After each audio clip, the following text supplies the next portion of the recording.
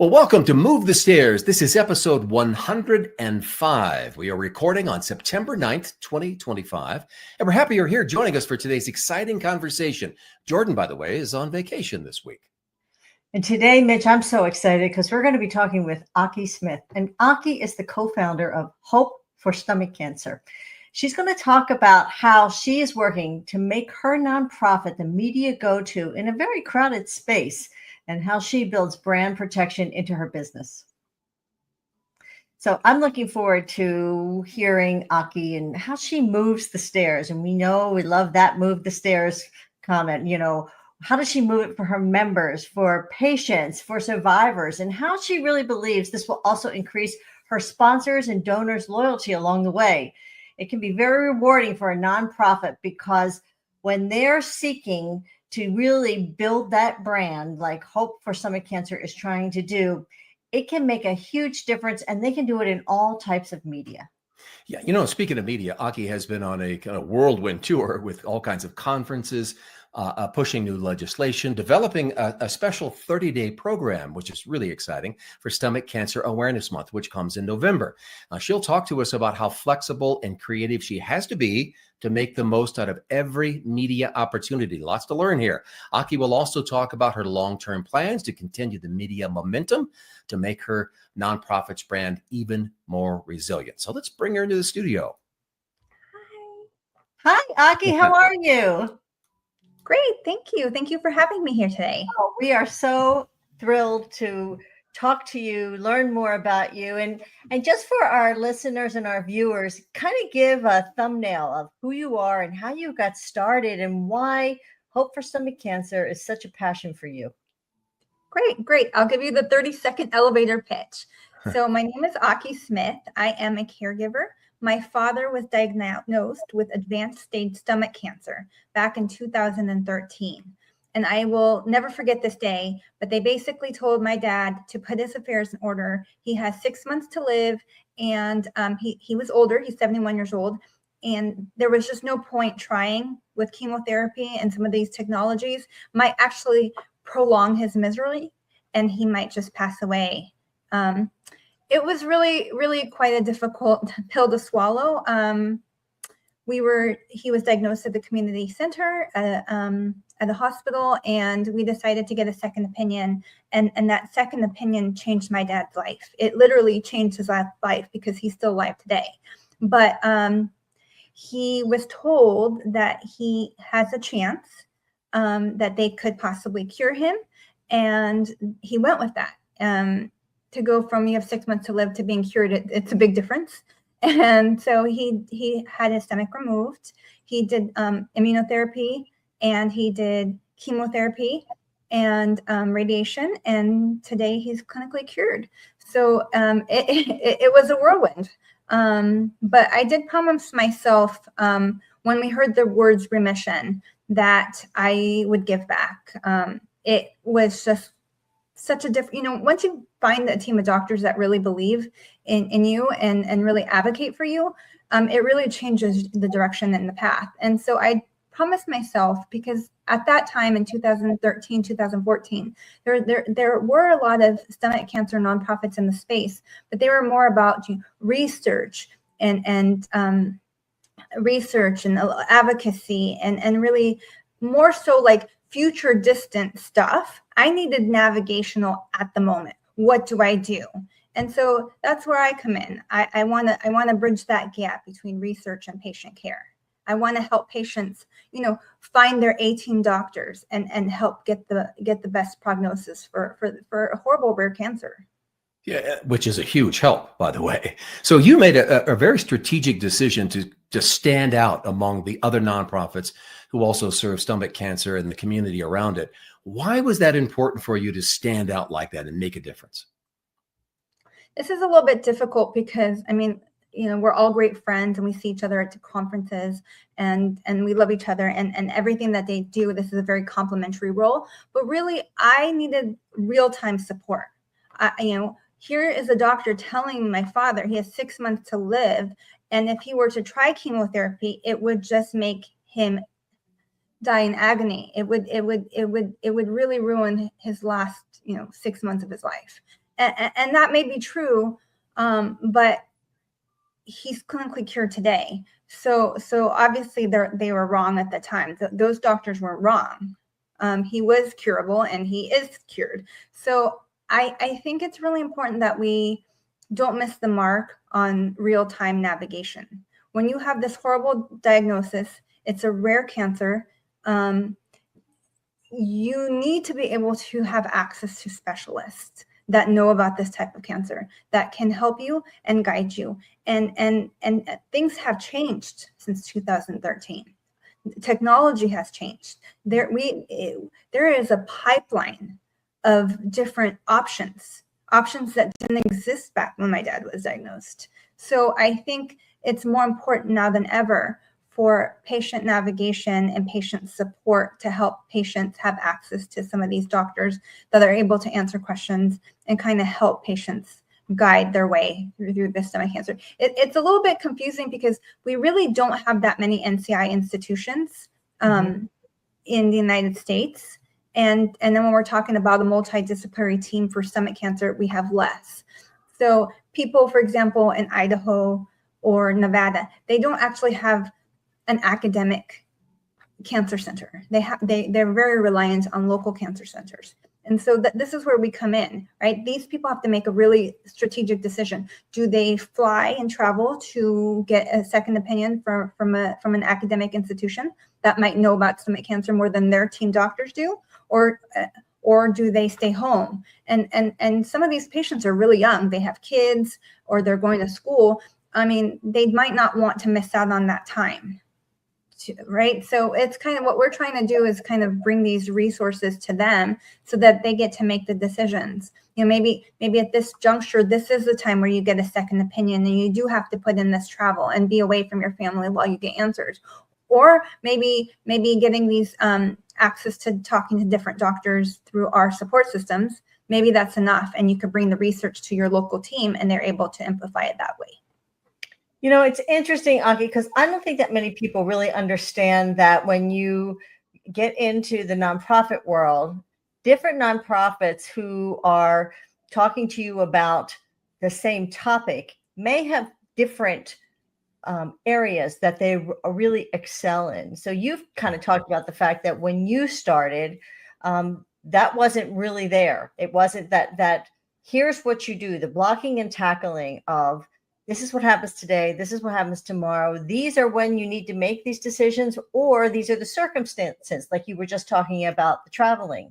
I also think that people don't understand that cancer doctors, oncologists, some of them are very generalized and they may not, there's so many different types of cancers. They may not know the latest thing that's going on in, for instance, stomach cancer, and that may be the reason why it's not a situation where you don't trust your local oncologist at all, but it's that you may need to go to that next level.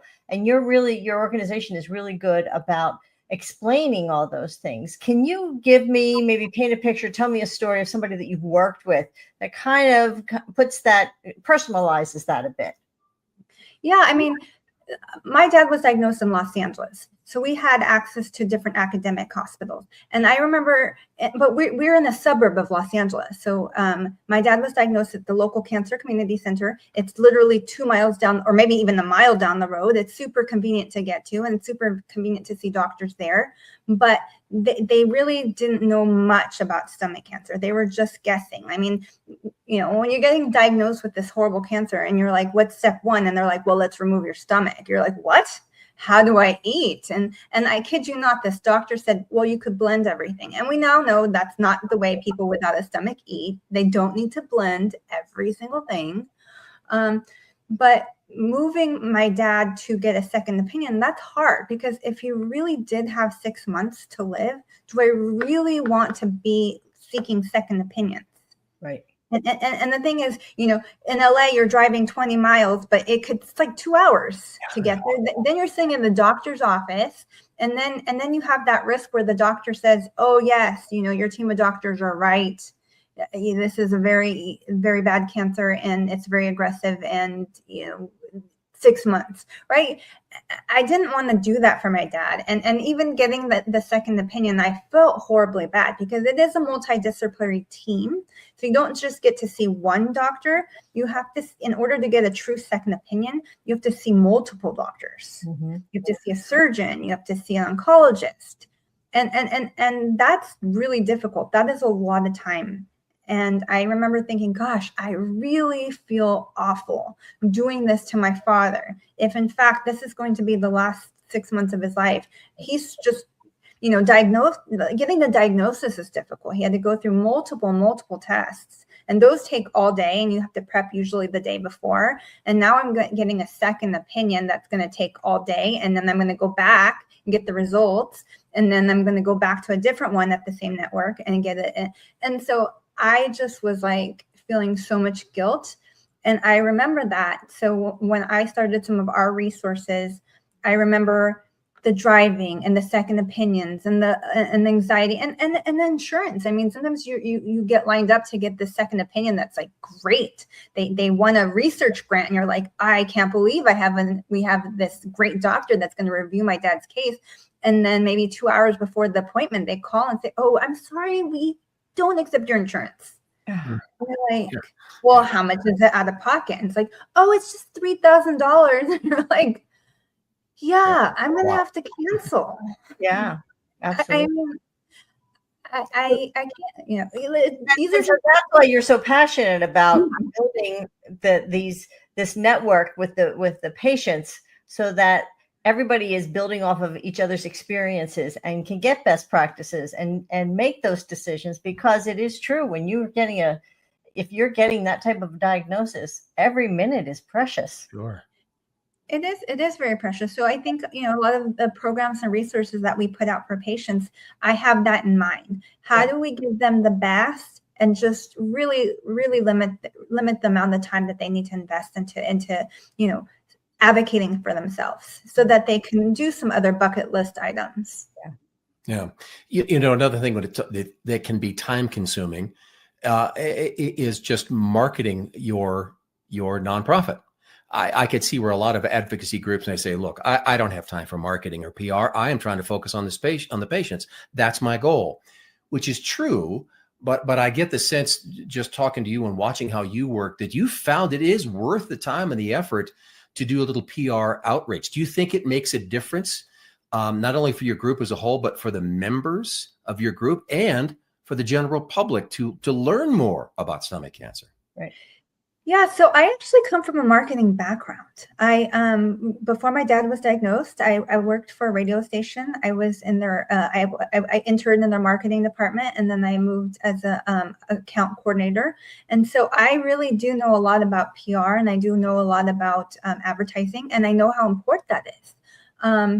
And there are times where I thought, oh, I could do this organically. If I build it, they will come. For example, one of the things that we've done a couple of years ago is where we built out the stomachcancerbiomarkers.org website, where you could just log on and learn about the different biomarkers. You could download everything. You could take it to your doctor. If I build it, they will come. They did not come. Yeah. They did not come. I'm like, why aren't they coming? And a reason is because stomach cancer is so intricate and so specific. We have two different paths for different patients. There's the curative stage patients go on a different path. They do a chemotherapy called FLOT, and it doesn't really matter what biomarkers they have. That's going to change very soon. But at the moment, right now, it doesn't matter what kind of biomarkers they have. They do chemotherapy, they get a gastrectomy, they remove their stomach, and then we hope that they're cured. And that's kind of the plan that we have right now. And then for stage 4 patients, we worry about biomarkers, and we keep their stomach intact because, if it's metastasized, what's the point of removing your stomach? But really, that's not how the patient sees it, right? When you're thinking, I have stage 4 stomach cancer, you want to figure out a plan to remove your stomach so that you're in this path to be cured. And so that's why a lot of patients just really didn't haven't cared about the stomach cancer biomarkers website is because it's really only built for stage 4 patients. And if there's some subjectivity, I mean, even in my dad, it was very subjective. You could go from one institution and somebody will say, oh yeah, no, he's clearly stage 4. Or you could go to a different institution and they could say, oh, well, you know, maybe he's stage 3, maybe he's stage 4. Well, we really, so it's a very subjective cancer when it's localized within the stomach. And so, so something like the biomarker website, which I invested a lot of time, spent a lot of money, hasn't been working. And so for me to invest in advertising, for me to invest in PR means I'm going to build out something better when I do this stomach cancer biomarkers 2.0 that really resonates, that really captures our audience.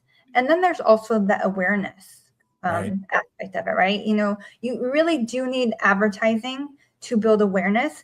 And I hate the word brand because this is, I mean, I built this brand. I'm very attached to it. It's a passionate project of mine. But I mean, it's awareness of the fact is right now we have no guidelines for stomach cancer prevention early detection. This is something that you have to advocate. It is a very rare disease in the United States. So your odds of developing stomach cancer, being diagnosed with stomach cancers is really low. But if you don't know about it, you can be dismissed. And you could be dismissed for months. You could be dismissed for years. And then you could be dismissed to a point where you are now a stage 4 patient, where maybe if you were heard the first time and you pushed a little harder, you could have been diagnosed at a much earlier stage. You said raising awareness, and you're singing our song because, you know, we're public relations. And so that's what we do to help, you know, share stories that our clients have that can help other people. As you know, at M&T Communications, we're all former journalists. And so we have clients that look at us and go, oh boy, I don't know if I trust the media. I don't understand them. I think they're odd. I don't know. I'm scared of them. And we say, well, perhaps, but you don't miss out on the opportunity that comes with building that relationship with the media, because it allows you to position yourself or your entity to be really the leader and the expert when they need to turn to you for an interview. So it's something we always tell our clients we call it insider media relations. It really helps them tell their story. Yeah. And that's so important, Aki, because, you know, even though it may be rare, it's still thousands and thousands of people who are getting stomach cancer. And so you're right, to build that awareness is so very, very important. In fact, you're working on national legislation right now, isn't that right?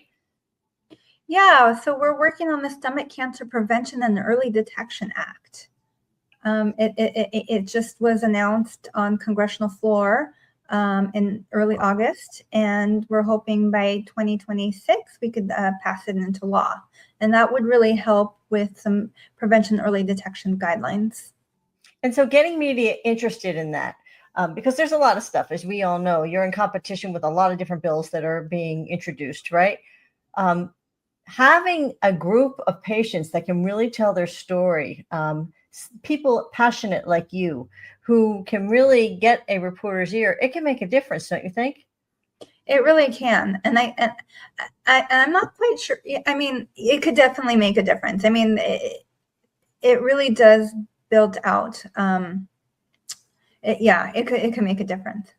You know, I'm old enough that autism was something that really wasn't talked about. I mean, I can think of a number of disease states that were not talked about because they were supposedly at that time rare. And then something happens in the media and it grabs the media's attention, and all of a sudden people kind of sit up and they start to take notice. So that's kind of what I see you're doing with patients and getting their stories out there. Tell us a little bit about that. Yeah. So when my dad was diagnosed with stomach cancer, and I told you he went through a year of like very invasive therapy in order to cure him. And then after that, I Googled online what his odds of a reoccurrence was, and I saw it was like 90%, and I went into a tailspin. I was like, I can't believe he just removed his stomach. He got chemotherapy. He did all this oncology therapy for a year. He had radiation. and he still has this big chance of reoccurrence, right? Like 90%, that's high. And I remember talking to his oncologist, and I was like, how high are his odds of reoccurrence? And he's like, oh, Aki, it's pretty high. I wouldn't even focus on that right now. And I would say, but I need to mentally know. I need to mentally know what would be the plan if he were to have a reoccurrence. And he would always say, Aki, we are in uncharted waters. Or he would say, Aki, let's not cross the bridge until we get there. And I was just like, what the heck does that mean? We're uncharted waters. Can you just throw us a life vest? I mean, like, cross that bridge when we get there. And that's kind of how I'm viewing this. Our PR strategy, our advertising strategy is, I don't want to be in uncharted waters. I want to create the path. I want to get us. I want to create the path, even if we have to mow the lawn or something, or cut the trees ourselves. I want to create the path. I want to create the language that we're going to be using, because I do know that this cancer is extremely aggressive. It is the deadliest cancer. And we just need to start talking about it. And we need to work together in two places. We need to prevent it, detect it early, but we also need a better treatment pipeline for these patients that are already diagnosed with this cancer at stage 4. Right. Yeah, moving quickly, being aggressive is key, really. Right. You recently had an interview on patientpower.org, but to pull that off, you had to move very, very quickly. So I'm curious what advice you might have for others on how you got that doctor to respond to the reporter so quickly, because if you hadn't have done that, the reporter easily would have moved on to someone else. Yeah, I mean, that's easy. We have a relationship with different doctors. The stomach cancer is rare. The community of doctors are very small, and there are lots of doctors are very interested in helping patients and patient advocates, and we have lots of programs that doctors can help with. They already volunteer a lot of their time. And so just adding that one little tiny request, I mean, I knew that would be very easy to fill. So it's all based on relationships and having those relationships established, so you know who to call for what. And if Dr. A can't do it, you may have Dr. B or C in the wings ready to rock and roll so that you can get that. It's so important. The other thing that's so important, I think, is making sure that any patients that you are putting in front of the media are really well trained. Have you found that as well, that they can really answer the questions well? They have a good rapport? Tell me a little bit about that. I mean, it's very interesting to me, because we do 30 stories in 30 days. Mm-hmm. And this is, I think we're on our 4th year now, but basically every month of November, we highlight a story, and the 3 questions are, how were you diagnosed? What's your treatment? And what's your hope? And we spin these into like 3-4 minutes vinaigrettes that we could put on YouTube. And some of these patients just get thousands and thousands of followers and views. And, people that it's very always interesting to me that there are just some people that I always found their story fascinating, and the public agrees. And or people that I thought, I'm curious about this particular person, how they're doing, what treatment they are on. And then it goes on YouTube and it just kind of goes viral. Yeah. It helps reporters to put a face to it all, doesn't it?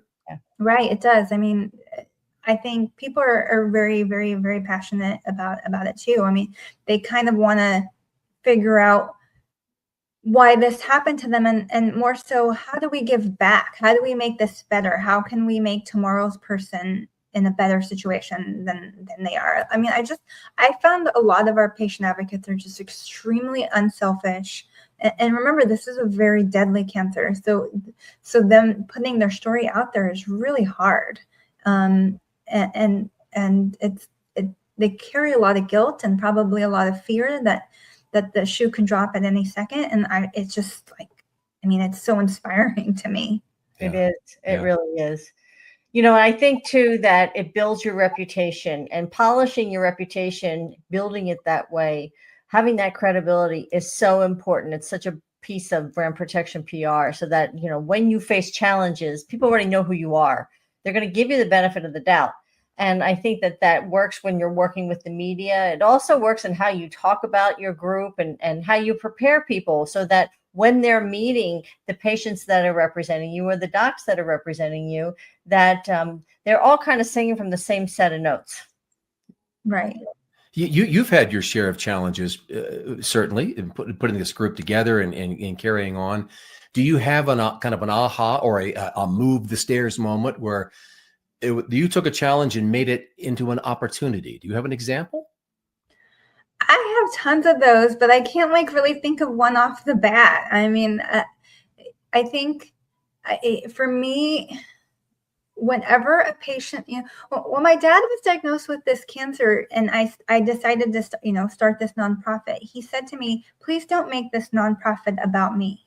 Mm-hmm. Please don't make this the face of me. And I tried to honor that. And early in the nonprofit's career, I wouldn't really let doctors give me unsolicited advice because they do. And I already found this great team of doctors for my dad. I was like, yeah, my dad, no. And so I stopped sharing my dad's story for a while. And so I guess my aha moment really was just a few years back when this patient, her name was Lexi. She was, I think she was 27 years old at the time. Mm-hmm. And she said, Aki, can you give me a platform where I could share my story? And I was like, sure. And she shared her story. We put a little video together and we put that online, and she got like over, I don't know, 28,000 views and opportunities kind of opened for her. And I was just like, wow, that was just amazing for her to be so brave and open to do that. And because of her, now that's just very fundamental. Share your story, share your voice. It empowers people. I also think that when you were faced with your father's cancer diagnosis, that not only did you move the stairs by going and getting that second opinion when that was difficult to do, and you didn't know whether it was going to make any difference, but then you went 2 or 3 steps higher and said, now I'm going to help other people who are going through this and make their lives easier. And if that's not moving the stairs, I don't know what is. So Good for you. Good for you on that. What would you say, and what would you tell other nonprofits that you've learned through this experience? And, are there any tips that you have for them on if someone else is out there and they have a loved one who is going through something and they're like, wow, I really I've been through this incredible journey and I know I could help other people. Do you have any advice for that person? Yeah, always look for a cancer group. Go to a nonprofit. There's tons of nonprofits out there, and find one. And if there isn't one, then create one. But the creative part is really, really difficult. So try to find one first. A lot of work. If I honestly wouldn't have created Hope for Stomach Cancer if there was something like this in the space back when my dad was diagnosed. It is a lot of work, and it's a lot at times, but really it's also rewarding. It's more rewarding now recently with all this stuff in the pipeline and just kind of seeing hope. I finally see this rainbow. I think the hardest part of this position is just all the people that have passed. Mm-hmm. It's so hard. And in particular for me, 2025 has been the hardest year I've had to date. And I think it's because there's so much progress, and some of these patients were so close to being recipients of this progress and just couldn't make it. And that is just the hardest part. Yeah, that's heartbreaking. It really is. It really is. Well, Aki, if someone wants to learn more about Hope for Stomach Cancer, where should they go? They should go to stocan.org, STOCAN.org, or go to our Facebook pages, YouTube. YouTube is always a great one. I think it's Hope for Stomach Cancer. I don't know. Can I send you a list of all of your? Absolutely. And we'll, when you go there, you're going to see so many patients' stories. And I think even that community of seeing other patients kind of going through the same thing, and then being able to converse with them and ask questions. Boy, that's a phenomenal service. It makes a huge difference for people. Sure so, does. Aki, thank you so much. This was such a great interview. We really appreciate it. Thank you. Well, thank you for having me. You bet. Thanks so much. Well, she's great, and what a go-getter to Yes. that unbelievable challenge, get through it, and not say, "Thank goodness, okay, we're moving on here." Saying, "What else can I do to help other people?" Exactly. It's that determination. When you know, for us is folks in PR, when you're trying to build the customer loyalty and manage the media, that determination she had to say, no, I don't know exactly this arena just yet, but I'm going to learn and I'm going to make it better.